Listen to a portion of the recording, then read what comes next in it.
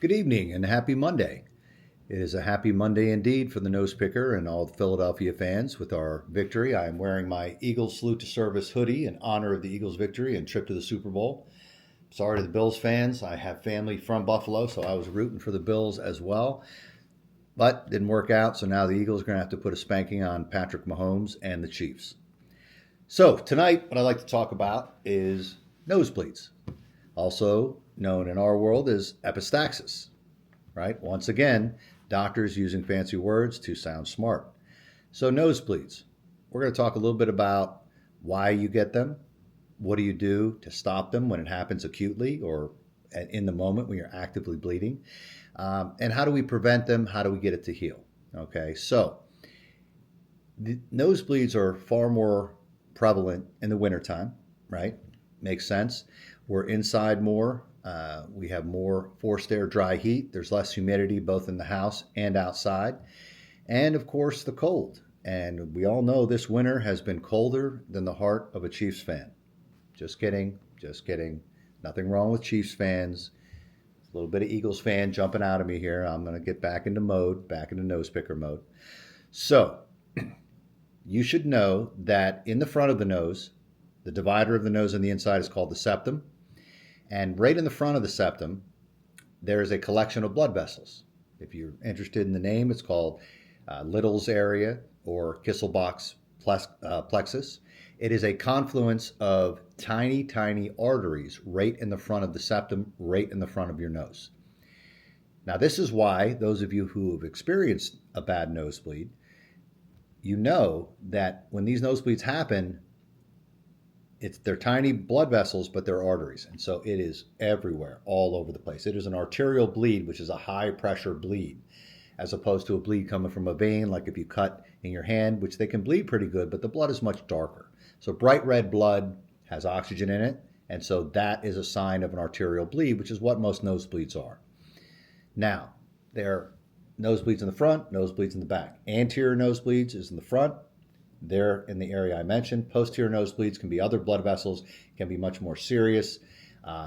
And so they need to be usually treated in a hospital. I will say, first and foremost, any and all advice I give, you just take it for what it is. But if you're actively bleeding, you need to pinch right in the front of your nose.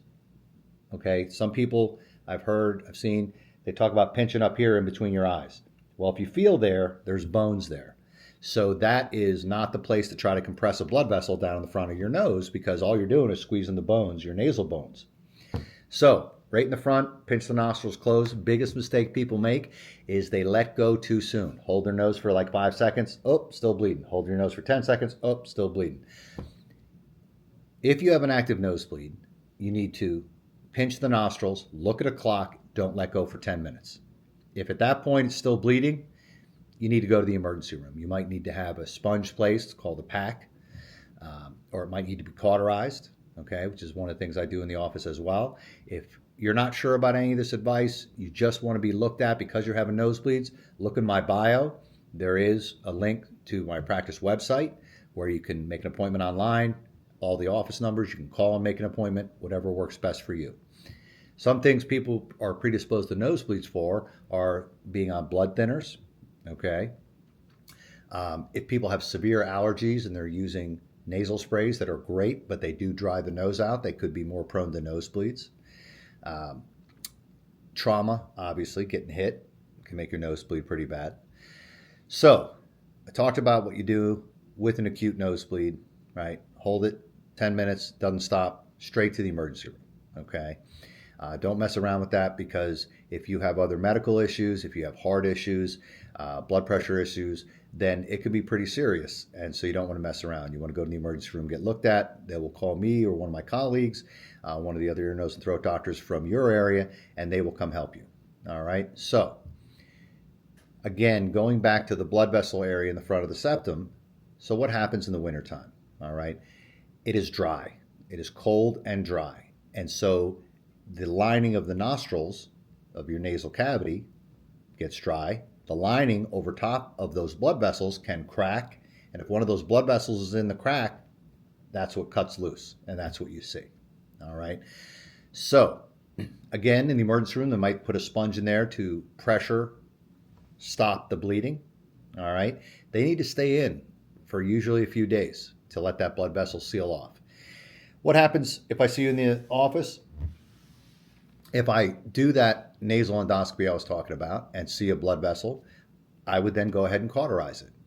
Usually in the office, I will use silver nitrate, which is a chemical stick.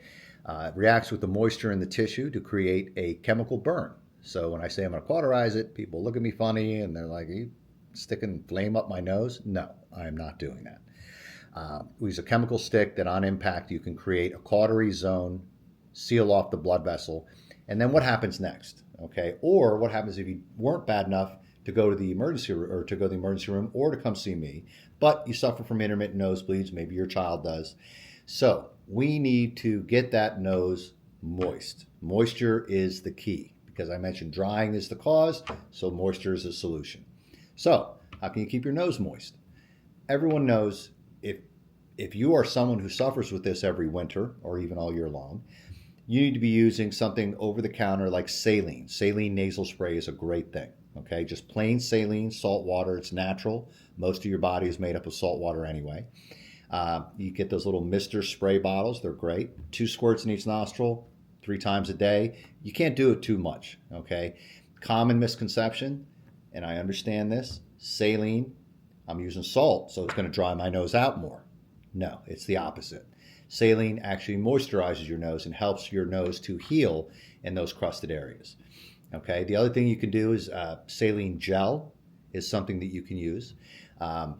You can just kind of put it just inside your nostril on the outside, kind of like on the outside of the inside here. That's what I'm talking about here. And then very gently squeeze together, and that smushes it everywhere. That can help to moisturize the area in addition to the saline spray. So some of the pitfalls I've seen that have led to people having nosebleeds, when I'm finished doing the endoscopy in the office, I will hand someone a tissue. Most people want to blow their nose or wipe it at least.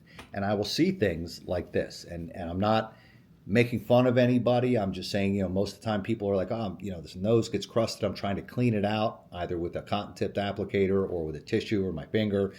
And I get these nosebleeds. And I understand the desire to get that stuff out of there and to clean it out because it feels blocked up and miserable. But you'll get the same result using that saline naturally moisturizing your nose, and those crusts will just go away and you won't get those nosebleeds.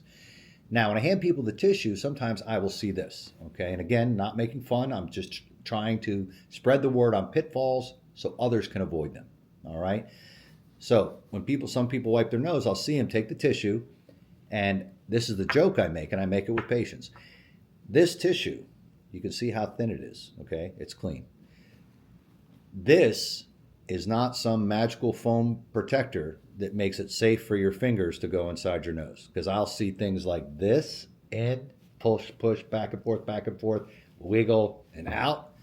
I will see a grab from the outside, squeeze, and pull. I'm telling you, those things are it's like you're creating a nosebleed. You're just waiting for how broken apart your nose gets from that trauma, in addition to the dryness, until it just cuts loose and bleeds on you. So, if you're someone who suffers from nosebleeds, you blow your nose gently, 1 nostril at a time, and then we wipe side to side underneath. Okay? Side to side underneath. Nothing ever goes in the nostril.